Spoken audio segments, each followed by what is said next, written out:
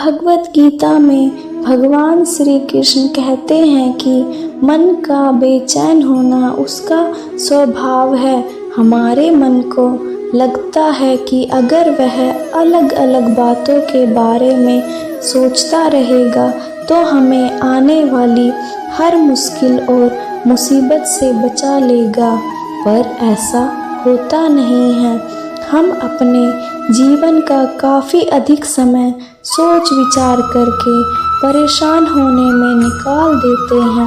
इसलिए भगवत गीता कहती है कि अपने मन को नियंत्रण में लाने के लिए उसे सदैव भावनामृत में लगाओ और इस प्रकार मन को इंद्रियों की इच्छा से पूरी तरह अलग कर दो। भगवान कृष्ण भगवत गीता में कहते हैं कि मन को निरंतर अभ्यास और वैराग्य से नियंत्रित किया जा सकता है। मन जहाँ भी है और जब भी भटकता है, उसकी चंचलता और अस्थिर प्रकृति के कारण हमें उसे आत्मा के नियंत्रण में वापस लाना चाहिए।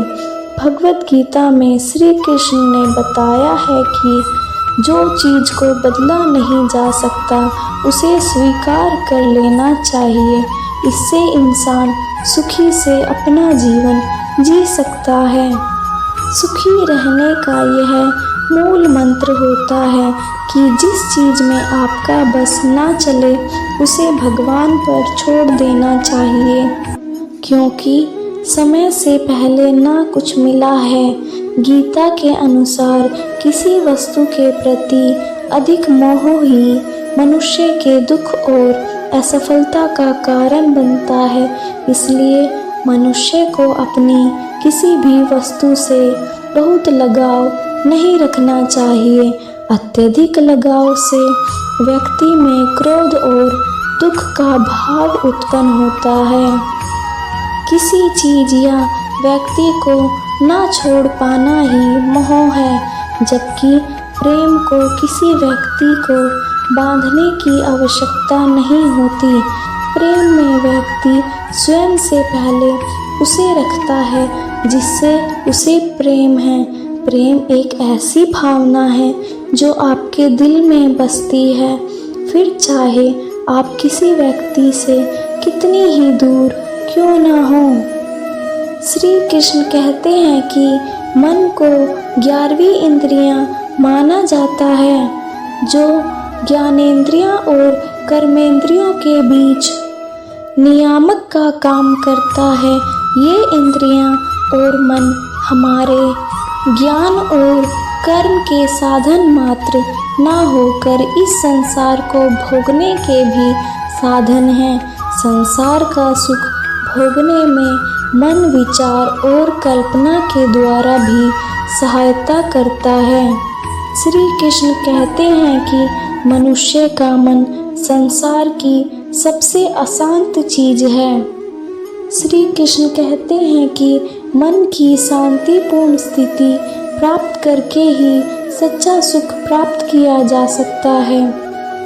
सच्चा सुख केवल एक शांत मन से ही प्राप्त हो सकता है, जो किसी बाहरी कारक पर निर्भर नहीं है और हर स्थिति में अविचल रहता है।